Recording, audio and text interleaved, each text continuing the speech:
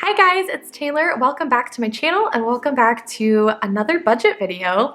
So this is new, right? I hope this is something that you guys enjoy watching, but basically today I am sitting down to do my week 1 weekly check-in for my July budget. So if you have not watched my July budget setup yet, definitely go check that out. I will link it up here in the corner as well as in the description box. So as you can see, I did not share my salary up here. I am going to add it and then just put a sticky note over it for my future videos, but I just kind of want to keep that private, but I'm still allowing you guys to see my numbers.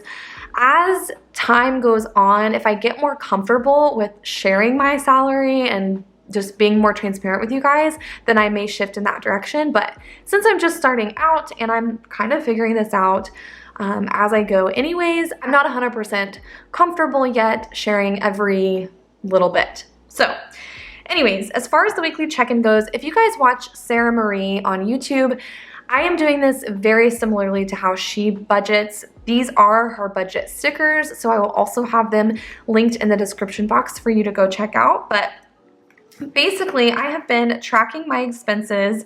I actually set this up a little bit late, so I pretty much immediately went back and plugged in all of my spending in my monthly view. So I have it organized into categories. I'm basically tracking how much I'm spending each week on groceries, eating out, gas/car. I put both. It started out just being gas, but I'm also including anything like car washes and that sort of thing. And then personal care, and then anything that was unbudgeted I'm including in this monthly view. Then if there was something that I purchased throughout the week that was actually coming out of my sinking funds, then I am using my transaction log to track that, and I'm not including it in this view because it's not a part of any of these categories. So for example, I purchased a painting for my apartment, and then I also purchased some like organization bins and a food tray at Target, also for my apartment.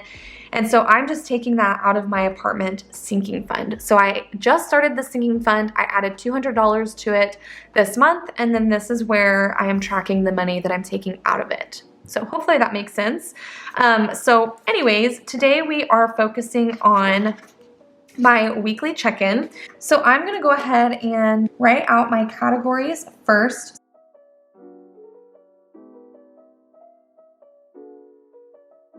So the reason I like to select these categories are because for groceries, I like to just, I'm gonna zoom in a little bit. I forget to do this with budgeting. I know it's a little bit easier if I zoom in, but with groceries, I basically set a $200 budget for the month. And so when we divide that into the 4 weeks, that should be only about $50 in groceries a week, which is pretty realistic as somebody who's living on my own.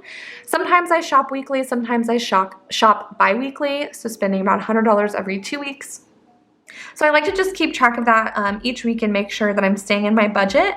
And then for eating out, same thing there. I give myself about $15 a week. For gas in my car, I also give myself about $15 a week. For personal care, I give myself about $25 a week, but to be honest, that's not really, it's not important to me how much I spend weekly. I just try and keep it at around $100 for the month. And then unbudgeted, I actually don't budget any money for the unbudgeted section, but I do like to just keep track of like what extra money that I'm spending that I did not expect in my budget. So I'm actually just gonna go ahead and draw the line down for all of these. So just feel like that will make it easier. So now we're just gonna take it by category, and I'm gonna add up what I've spent. And once I have included it in my weekly check-in, then I will just check off that I have kept track of it. Hopefully that makes sense. So starting with groceries, I'm just gonna go through. So I actually start my week on the 1st of the month, and then I go through the 7th. So Wednesday of this month will be my starting date. So I'm only gonna be tracking the expenses from July 1st through July 7th. So starting off with groceries, I am just going to total up my amounts. So $1.22 plus $81.79 plus $13.92. So I spent $96.93 in groceries. And honestly, that fits about right into my budget just because I bought enough groceries for about 2 weeks. So that is perfect.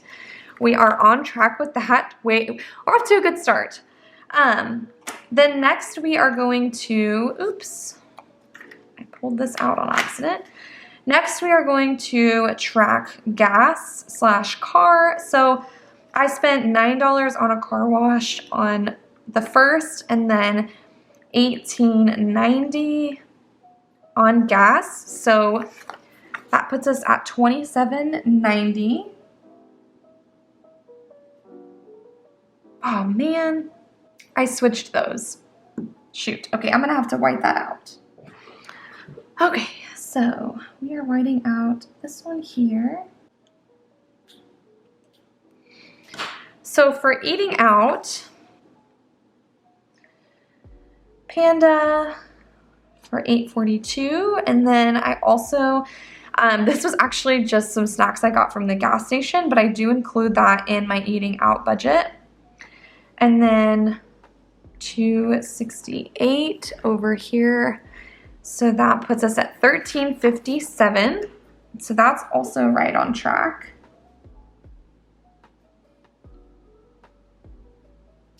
And I need to make sure that I am checking these off as I go, so I don't want to forget that.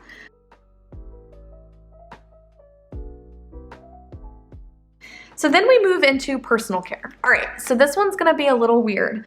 Just to explain this for you guys real quick, I spent almost $300 on some Arbonne products.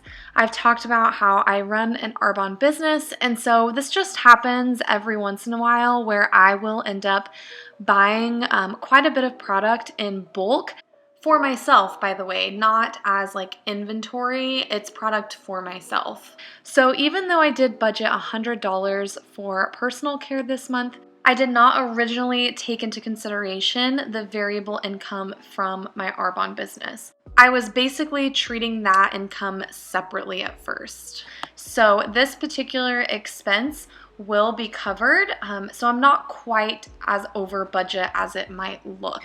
All right, and then last but not least is unbudgeted. So I sent $70 to my sister to plan for a float trip that we're taking at the end of July.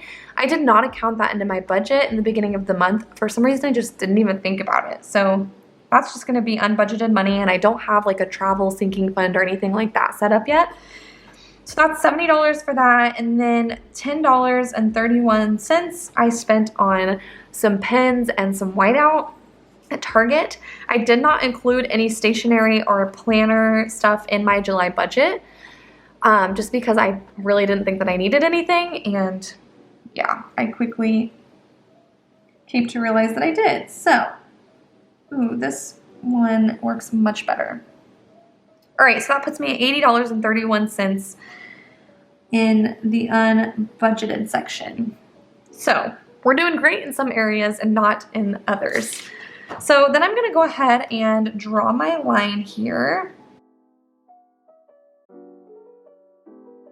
And now we're gonna configure the total that is remaining in each category. So basically I'm just gonna look over here at my budget and figure out how much is left over.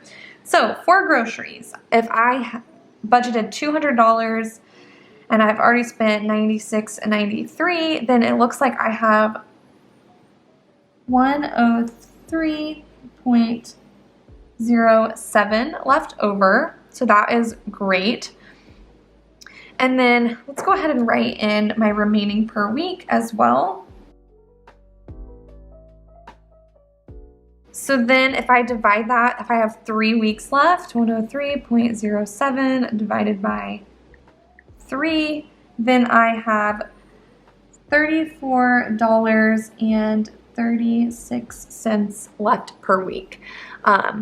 Actually, okay, you know what? I just keep whiting stuff out.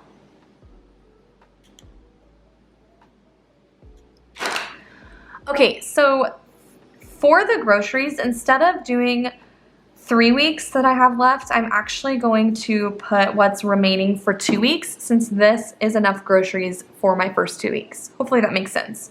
So if I take 103.07 and divide it by 2 more weeks, then I should have 51.54 remaining per week, which again is like right on track. So I'm loving that. For eating out, I budgeted $60. So if we take 60 minus 13.57, that puts me at $46.43 remaining. And then per week, we divide it by 3 weeks, is $15.47 per week. I guess it'd be 48, but good enough. All right, and then gas, I have budgeted $60. I'm gonna be a little bit over, and honestly, it's just because at first I didn't include car wash as part of it, so I probably would have made this a little bit higher, but we're just gonna go with it for now. So $60 minus 27.9 leaves me with $32.10 remaining. If we divide that by 3 weeks, then I should have $10.70 remaining per week. And honestly, it's probably gonna be similar to the groceries. I probably won't need to fill up each week. So that's gonna be fine. And then personal care, I budgeted $100. So if we take 100 minus 299.35, we are negative $199.35. So remaining per week, we have negative $66.45. But we're gonna try and make up for that with my variable income this month. And then for unbudgeted, we are budgeted at $0. So this is gonna put us negative $80.31. And then this is going to be nothing remaining per week because the goal is to not spend anything in the unbudgeted category. So that is my week 1 check-in. So we're honestly not looking too bad so far. We're just gonna keep things going. Like I said, I did buy a couple things for my apartment, and I just used that as part of my transaction log for my apartment sinking fund.